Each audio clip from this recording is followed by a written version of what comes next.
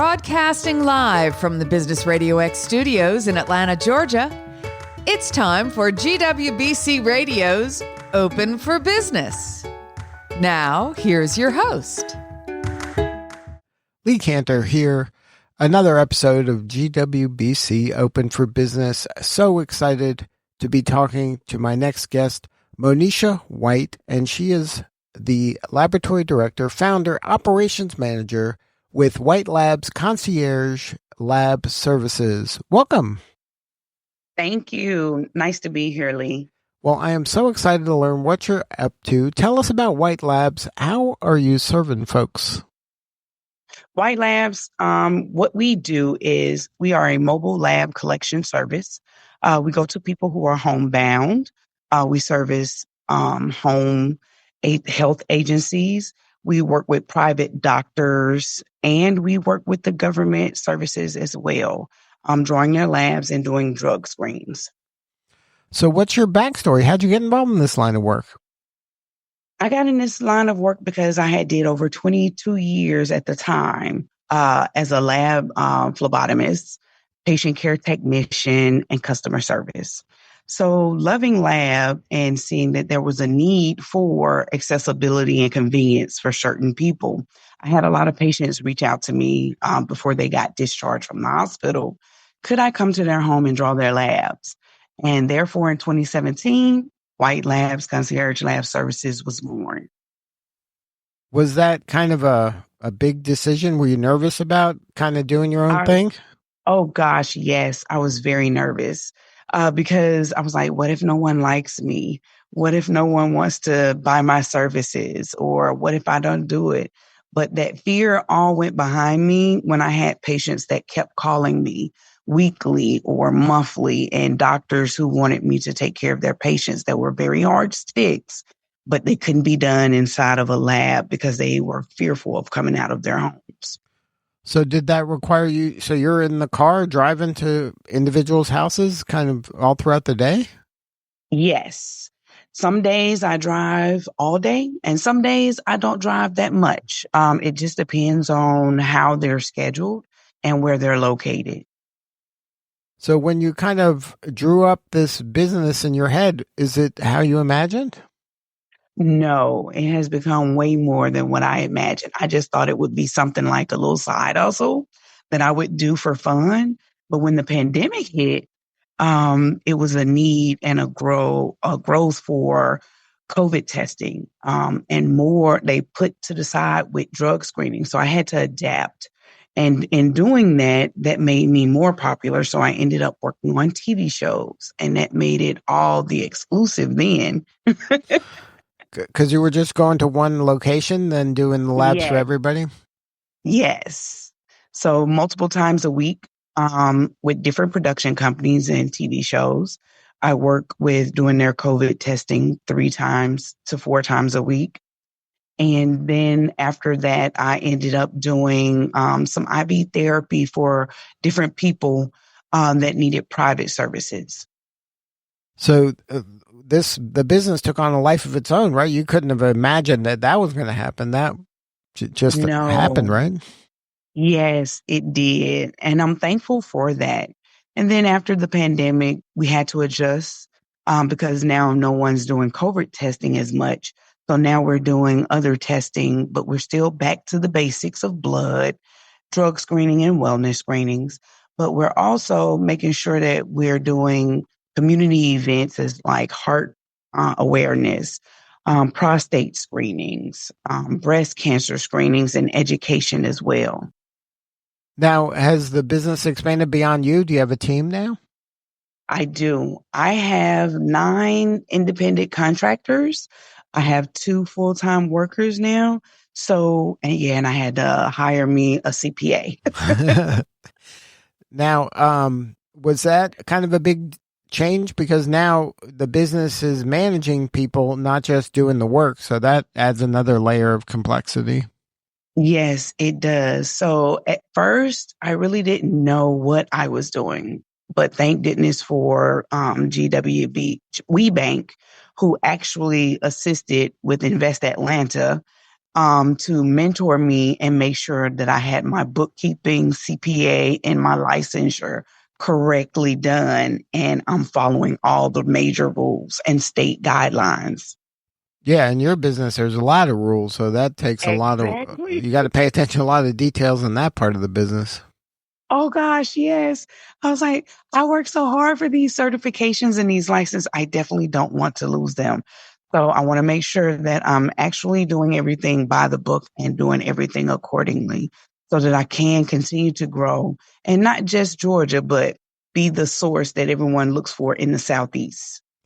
Now, do you have any advice for other entrepreneurs when it comes to maybe measuring success, and then not just measuring success by financial metrics, maybe other metrics as well?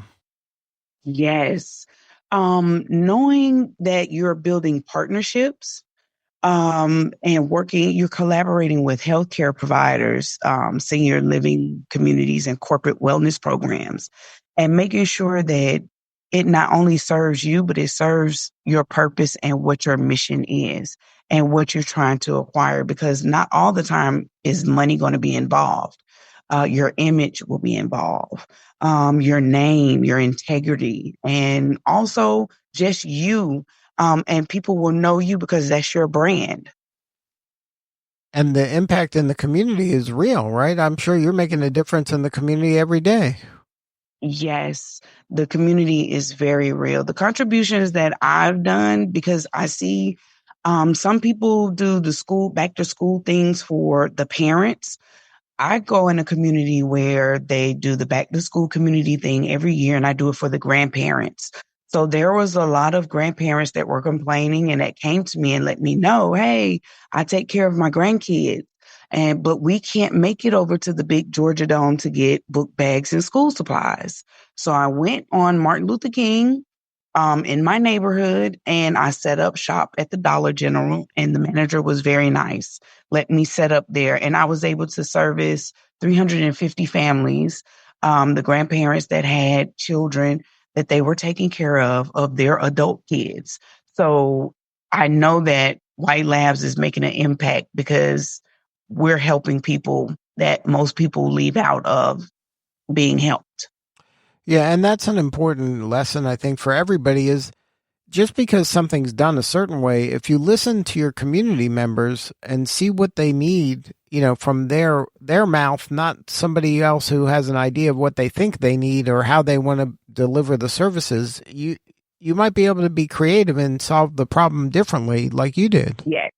Yes. And I did. And a lot of people are very thankful. Now, when people see me on the street, they're like, oh, that's the lab lady.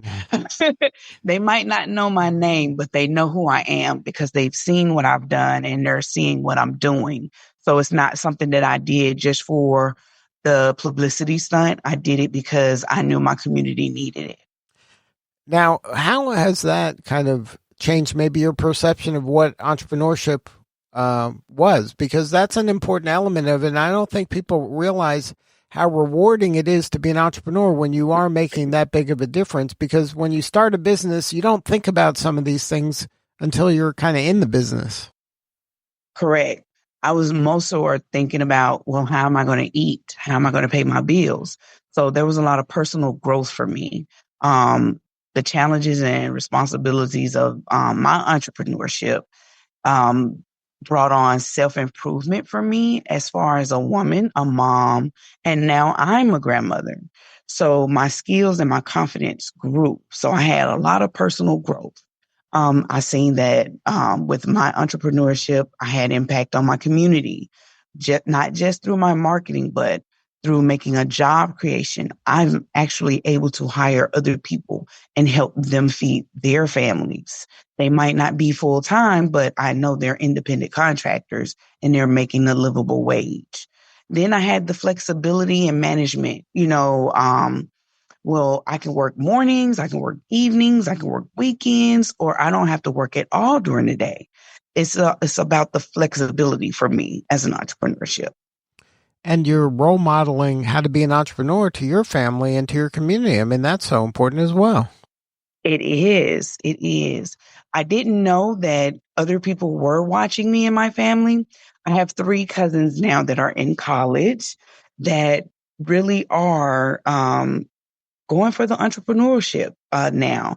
They're doing their college degrees in financial management or something with healthcare management, and now they're thinking about doing their own thing. Yeah, isn't that must make you feel proud?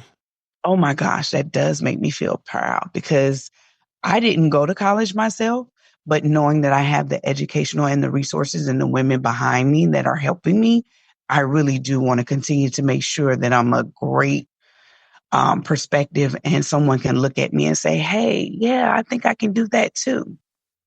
Now, you've mentioned several times the word community and how it's important. Can you share a little bit about the GWBC community? How has that helped you take your business to new levels?